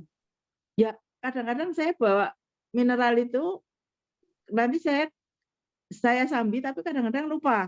Kalau kesibukan itu lupa. Ya Oh. paling siang hari makan siang itu kalau makan siang, tapi kalau tidak ya berarti puasa tidak minum. Kadang-kadang lupa juga, baru sore hari itu kok haus, baru minum. Nanti minum banyak, datang-datang itu minumnya Kuat ya, banyak Bu, kayak seperti gitu. itu ya? Kalau Karena sudah biasa. ya, sudah jadi kebiasaan, mungkin Iya, badannya sudah iya. beradaptasi ya, Bu. Nggih, berarti enggak masalah nggih. Nggak Karena ada yang masalah. bilang, saya pernah dengar itu bahwa kalau sudah lansia kan udah pralansia ini. Kalau sudah lansia minum terlalu banyak itu akan berpengaruh terkait dengan tulang-tulang dan lain sebagainya. Itu benar atau tidak kayak gitu? Mungkin yang dikhawatirkan ginjalnya ya, Bu, Oh sebenarnya. gitu, malah justru ginjalnya. Ya, kalau tulang-tulang sepaham saya tidak ada masalah gitu. Oh kayak gitu. Apalagi kalau kondisi tertentu ya, Bu, misalnya dia ada penyakit ginjal, itu kan minumnya juga dibatasi gitu. Iya, tidak boleh, nggih. Ya, itu khawatirnya Semoga kalau aman. kebanyakan kan jadi memfilternya kok jadi ngoyo gitu kan badannya. Oh kayak gitu Khawatirnya mungkin ya. seperti itu. Oh, nggih. Ya, Tapi ya. nggak apa kok, Bu, selama air kencingnya jernih, Bersih, berarti bukan tanda jernih. dehidrasi. Nah, Ya, itu kalau ya. ini pertanyaan saya juga nih, Bu. Kalau Ibu siang nggak ngunjuk itu pipisnya tetap bening atau enggak? Soalnya kalau enggak badan Ibu sebenarnya dehidrasi. Kalau pekat, apalagi sampai Oh, pekat. kalau pekat enggak, kemungkinan agak sedikit kuning saja. Tapi Kalau nanti masih ketika sedikit kemudian masih setelah oke lah. minum, ya itu sudah normal lagi. Jadi ciri dehidrasi itu yang paling ringan adalah kita merasa haus. Itu udah ciri dehidrasi sebenarnya. Ya. Apalagi bibir sampai kering gitu nggih.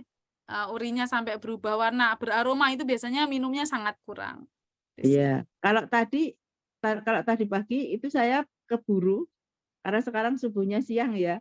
Terus mau pergi jam 7 itu agak terlambat, saya baru minum 1 gelas dan karena keburu-buru lupa tidak bawa mineral. Nah, itu saya jam 10 kehausan itu. Baru menjelang Jumatan saya pulang sampai di rumah minum, nah itu baru tercukupi. Iya. Ini juga ini ya, Bu. Kalau disesuaikan dengan berat badannya tadi nggih, Bu, ngunjuknya ya.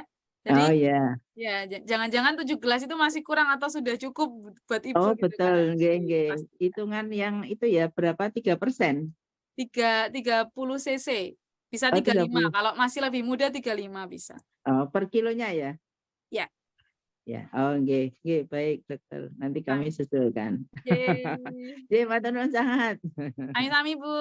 Nggih. Monggo, Terima Mbak. kasih Bu Dana sudah bertanya. Nah, ini saya juga mau Memonopoli karena ada yang bertanya. Mbak Pipit. Nggak apa-apa, Bu. Saya mau bertanya terkait dengan asam urat ya Mbak Pipit ya. Karena lansia ini kan sering sekali terkena asam urat. Nah, untuk asam urat itu kadang kan dikaitkan untuk mengurangi kayak makan bayam, terus makan kangkung, terus kacang-kacangan. Nah, kacang-kacangan itu kan ada kacang kedelai ya Mbak ya, terus ada tahu dan tempe. Nah, sebaiknya mana yang harus kita hindari? Maksudnya antara tahu dan tempe mana yang kita hindari, terus bagaimana pemenuhan gizi kita ketika kita itu terkena asam urat, karena kan sayur gitu, iya, karena sayur-sayuran itu kan kita butuh sekali ya Mbak Pipit ya.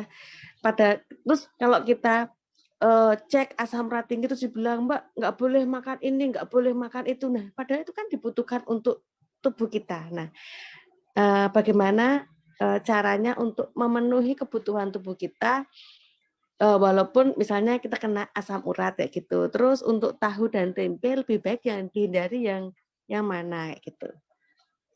Baik, terima kasih Mbak Arum. Jadi kalau untuk asam urat itu sebenarnya coba dulu diperbanyak air minumnya. Gitu, karena dia kan gambarannya seperti asam urat itu misalnya tubuh gitu nih Mbak. Kemudian ada jarum-jarumnya. Nah, itu adalah Asam urat memang dia sifatnya memang bentuknya itu seperti jarum begitu. Sehingga kalau dia terlalu tinggi di dalam tubuh, takutnya ini ya bisa menyebabkan ketidaknyamanan, terutama di sendi-sendi area bawah begitu. Nah, untuk makannya biasanya kami menyarankan dibanyakin minumnya dulu karena dia bisa larut sebenarnya di urin begitu, bisa kebuang. Jadi kalau minumnya cukup, insya Allah nanti bisa juga ikut turun asam uratnya.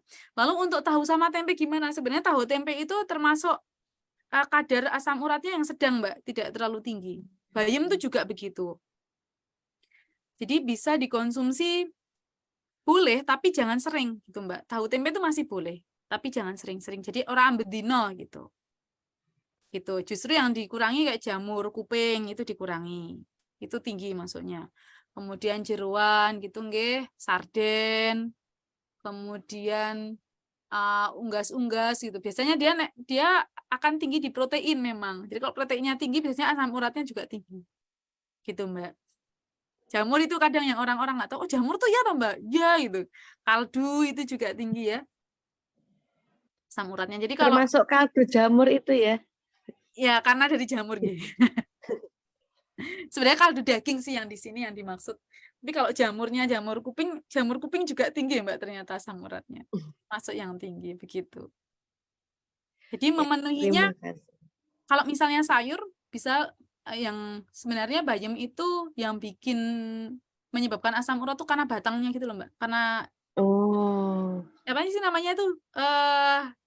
Ininya, apa sih cara ngomongnya? Ininya batangnya. Itu yang bikin asam uratnya tinggi. Dia kalau bisa diganti pakai sawi itu kan enggak ya. Kangkung sebenarnya enggak terlalu kalau batangnya enggak masuk juga. Begitu. Kemudian sawi sih kalau pengen yang hijau. Jipang juga bisa, wortel bisa, brokoli bisa, begitu. Bisa menggunakan sayuran yang lain begitu ya. Kemudian untuk proteinnya tadi, tahu tempe masih boleh, tapi jangan setiap hari, misalnya seminggu 3 kali saja, atau seminggu 2 kali. Nanti yang lainnya menggunakan protein hewani, begitu misalnya telur, kemudian ikan. Ikan itu bagus ya, lele misalnya, atau pengen apa ya, ikan apalagi ya, ikan yang tapi kalau saya mau bilang ikan keranjang, tapi saya lebih menyarankan ikan yang segar soalnya daripada yang di keranjang-keranjang itu kan kadang sudah ada proses pengawetannya ya. Gitu. Nila misalnya itu juga boleh. Ikan laut juga bagus, tapi yang segar. Gitu Mbak Arum, apakah cukup menjawab?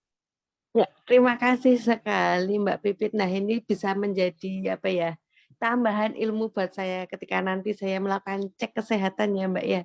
Karena saya kan juga ikut di programnya Kosorta di ALSC ini kan ada pemeriksaan kesehatan. Pasti kan lansia itu kan banyak yang kena asam urat. Pasti tanya Mbak, terus ini gimana cara mengatasinya? Nah, dan ternyata ketika asam urat kita tinggi, kita harus memperbanyak minumnya ya Mbak ya, minum air putihnya ya terutama ya karena bisa larut dalam air. Nah, masih ada 10 menit lagi nih Bapak Ibu semuanya. Apakah ada yang mau ditanyakan? Monggo ditanyakan. Kalau misalnya tidak ada ya nanti kita akhiri, tapi kita juga akan membuka pertanyaan ya Mbak Pipit, kalau misalnya nanti ada yang tanya di grup, nanti minta bantuannya untuk dibantu menjawab karena memang Mbak Pipit ini sudah expert di bidangnya, di bidang gizi. Insya Allah masih belajar juga Mbak sebenarnya, sambil belajar. Ya betul. Oh ya, ini Mbak Arum, saya ini kalau karena Mbak Arum sering meriksa ya, itu rata-rata lansia juga tensinya yang tinggi Mbak. Itu sering. Iya betul. Tadi ya sarannya tadi dibanyakin minum juga, sama kemudian natriumnya dikurangi. Tadi natrium ini tidak hanya asin-asin ya, tapi di makanan pengawet itu juga, jadi kecap, sirup itu juga dikurangi. Kemudian tadi kalau misalnya ada yang tanya, kalau pakai micin entok pora itu lebih mending daripada garam. Untuk kandungan natriumnya mending micin daripada garam gitu. Ya, siap Mbak. Kalau nggak ada, saya nambah dikit. Oh ya boleh Bu Dana. Ya, lagi jadi boleh. Terkait tadi Mbak Arum tadi ya. Jadi asam urat takut-takut. Kalau saya ini membaca dari karakteristik keponakan saya. Nah, keponakan saya itu dulu ketika masih kecil, kebetulan kan anaknya kakak ikut dari luar kota, kepengen sekolah di Jogja masih TK. Ketika makan udang, makan cumi, itu kayak herpes itu. Nah, terus sukanya tapi seneng banget sama makanan itu. Terus ketika ya kalau sama saya kan sudah seperti orang tuanya. Nah, dia bilang, "Bule, Mbok masak ini lagi," kayak gitu. Nah, jangan nanti kamu sakit kayak itu, enggak apa-apa. Akhirnya dia sekarang kebal terkait cumi dan udang itu. Nah, saya belajar dari situ. Saya itu pernah ketika makan hijau-hijau, pada saya itu paling suka sayur hijau kayak bayam, daun kates, daun-daunan kayak gitu suka. Sampai daun buah labu itu kan juga enak. Saya pernah ketika makan hijau-hijau itu kaki saya sakit, ruas-ruas jari kaki itu kenceng-kenceng, kemudian di tumit itu juga sakit. Nah, tapi ketika saya makan, saya itu sangat senang makan sayur. Tak tabrak itu Bu Dokter Pipit. Sekarang saya sudah kebal, jadi makan sayur-sayur hijau itu sudah nggak ada masalah. Itu ada hubungan apa ya dokter? Apakah memang kita itu harus secara sugesti ya, Bismillah ini makanan bergizi, asal kita takarannya tidak berlebihan, insya Allah tidak ada masalah. Tapi kalau kita itu takut-takut, nah kemungkinan akan mensugesti diri kita, akhirnya malah justru timbul persoalan. Nah, anggapan saya ini benar nggak ini dokter? Baik, kalau ponakan Ibu tadi mungkin terkait dengan imunitasnya ya, karena kalau anak-anak memang ada alergi yang dia Iya, muncul ketika masih kecil, begitu. iya. Tapi ketika imunitasnya sudah sempurna, maka tubuhnya menjadi kebal, begitu. Dan Oh, kayak gitu ya. kalau seafood itu juga terpengaruh kebersihannya, Bu. Kalau yang masak bersih biasa dia Hmm. nggak alergi, tapi yang masak teman saya ada yang kayak gitu juga. Kalau aku nek tuku ning warung kono mesti gatel. Tapi nek ning warung sing liya ora, oh Iya. berarti kemungkinan kurang bersih. Oh, Dia sensitif gitu. iya, iya, iya. Itu masing-masing. Itu kemungkinan begitu. Kalau yang Ibu tadi ada nyeri, kemudian enggak ada. Nah, itu bisa jadi sugesti, tapi bisa jadi juga bisa saja asam urat tadi, tapi Ibu konsumsi minumnya pas sedikit begitu loh, Bu. Jadi ngerespon di tubuh.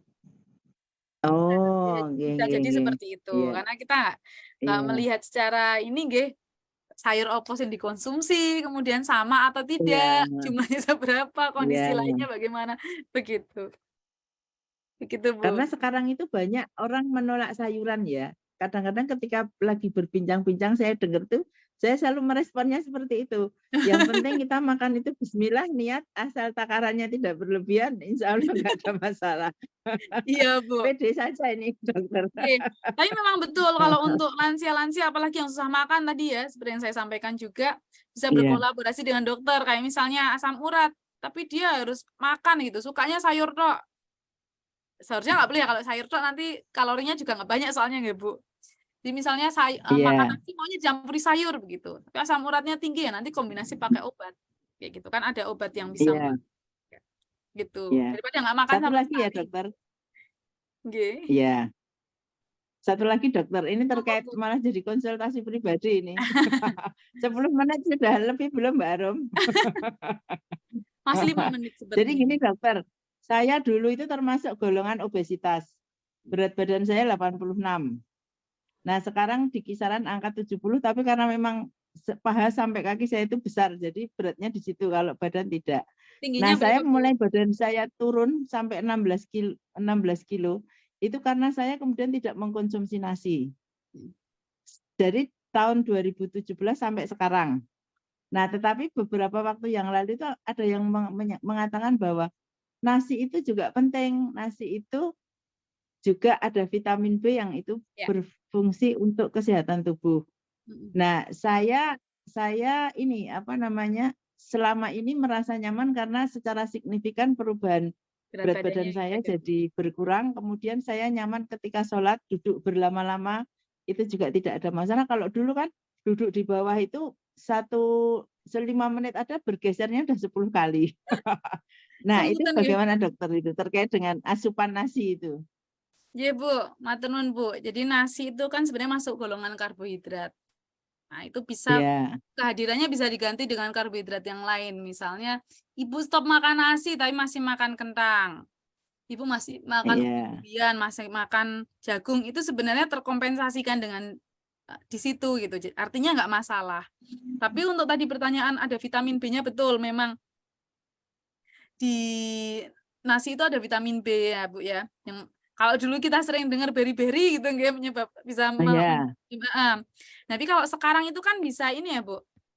Bisa mengkonsumsi suplemen B, vitamin B gitu. Jadi nggak masalah. Oh, Nggak masalah sebenarnya. kayak gitu nggih. Ya. Ya, tapi kalau saya konsentrasinya justru ke protein dan sayur. Jadi kalau karbohidrat itu karena memang sudah tidak makan nasi itu di perut itu kerasa berat gitu loh. Jadi kalau makan yang karbohidrat banyak itu jadi kayak lemes, kayak males-malesan kayak gitu. Tapi Tapi kalau masih konsumsi sayur karbohidrat kan Bu? Tetap kan? Walaupun jumlahnya tidak banyak. jarang juga, jarang. Sering-seringnya ya paling kayak sayur itu misalnya wortel rebus, nah itu juga mau. Tapi kalau yang berat-berat, singkong mungkin tapi tidak setiap hari juga, kadang-kadang aja. Kayak gitu. Soalnya gini Bu, karbohidrat itu tidak bisa dibenci, tidak boleh dibenci. Karena dia bahan bakar pertama yang akan kita gunakan untuk aktivitas. Oh, kayak gitu ya. Otak itu menggunakannya dari gula begitu. Jadi tidak boleh dibenci sebenarnya. Itu tetap dibutuhkan begitu nggih. Nah, ketika itu tidak ada karbohidratnya kok kosong nih stoknya. Kita mikirnya mungkin lemaknya yang dibakar, padahal kenyataannya bukan. Yang dibakar adalah proteinnya. Jadi malah proteinnya tidak digunakan untuk pertumbuhan begitu ya. Kalau anak-anak ya misalnya Mbak Arum masih punya anak, tidak untuk pertumbuhan, tidak untuk pengobatan, malah digunakan sebagai yang harusnya dikerjakan tugasnya karbohidrat begitu. Jadi karbohidrat itu tetap harus dipenuhi karbohidrat dasarnya. Oh, kayak gitu ya. Jadi tetap harus Ya. ada, walaupun mungkin ibu sayurnya banyak itu nggak apa, karena sayur kan masih ada karbohidratnya juga, tapi jumlahnya harus banyak begitu. Misalnya sayurnya ada wortelnya, ada kentang, ada jipang, itu insya Allah bisa menutupi gitu nih Bu. Tapi kalau sama sekali tidak, itu saya tidak menyarankan sih, tetap harus ada karbohidrat. Walaupun bentuknya yang kompleks ya Bu, yang bagus. Ya misalnya beras tetap mau, tapi beras misalnya beras merah, beras hitam itu seratnya lebih tinggi juga. Iya, tidak juga itu. Kalau misalnya mau kentang juga boleh, atau singkong, roti tawar itu boleh diganti dengan yang lain. Nggih, matur nuwun. Monggo yang lain. Ya, ini pertanyaan terakhir ya Mbak Pipit dari Bu Lutfi. Untuk kacang mete, apakah tinggi kolesterol? Oke, kalau kacang metenya tidak digoreng itu kolesterolnya 0 sebenarnya. Oh, justru yang membuat kolesterol tinggi itu minyaknya ya? Ya, minyak yang kita gunakan. Kalau minyak goreng sendiri, insya Allah saya yakin akan bagus juga, Bu. Gitu ya. Karena minyak yang kita, kalau dipakai sendiri, goreng sendiri itu kan bisa tahu penggorengan keberapa. Nah, minyak itu akan menjadi tidak baik ketika penggorengannya berulang, digunakannya berulang. Jadi dia melewati titik didihnya gitu. Biasanya maksimal digunakannya yang aman itu hanya 2 kali penggorengan. 2 kali penggorengan itu bukan berarti 2 kali goreng, nggih. Tapi 2 kali sampai menyentuh titik didihnya. Artinya kalau sudah selesai digoreng, kemudian diindepin, besok lagi dimasak, dipakai lagi masih boleh, tapi besoknya lagi jangan gitu. Jadi hanya 2 kali di api nyala gitu. Kayak gitu. Nah, kalau kita beli di luar, itu kadang kita nggak tahu, nggih. Gorengannya minyak sing dienggo minyak bekas apa minyak anyar, nomor 1, nomor 2. Minyak itu bisa rusak, Mbak, ketika dia sudah digoreng, dipakai berkali-kali, kemudian kita jok lagi. Nah, yang baru ini ikut terkontaminasi. Jadi kalau mau jok baru ya harusnya ini dibuang dulu, baru jok. Gitu. Gitu Bu Lutfi, semoga menjawab terkait minyak. Kalau mente yang oven atau sangrai ya bagus ya. Bisa nggak itu mente? Kalau oven kayaknya ada. Nah, ilmu baru ini dari Mbak Pipit ya. Kalau untuk minyak goreng cukup 2 kali aja dan jangan dijokin lagi. Kalau dijok mending yang lama kita buang baru ganti yang baru. Nah, itu akan lebih sehat dan lebih aman ya Mbak Pipit ya. Ya, betul. Mungkin untuk kelas pada malam hari ini kita cukupkan ya Mbak Pipit ya, karena memang jamnya sudah menunjukkan 21.31 dan nanti misalkan ada yang bertanya, ini biasanya tanyanya tuh malah lewat Japri ini. Anjir.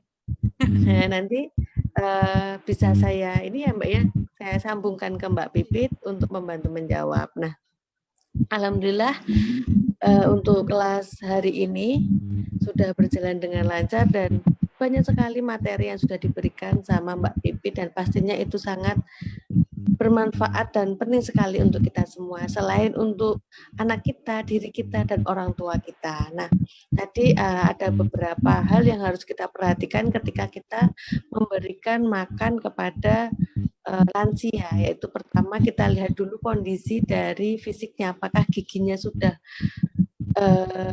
ompong atau masih utuh. Nah itu, terus teksturnya juga harus diperhatikan. Terus untuk lansia yang mempunyai riwayat hipertensi itu sebaiknya asupan garamnya itu dikurangi dan bisa diganti dengan MSG atau kaldu jamur tadi ya Mbak Pipit ya.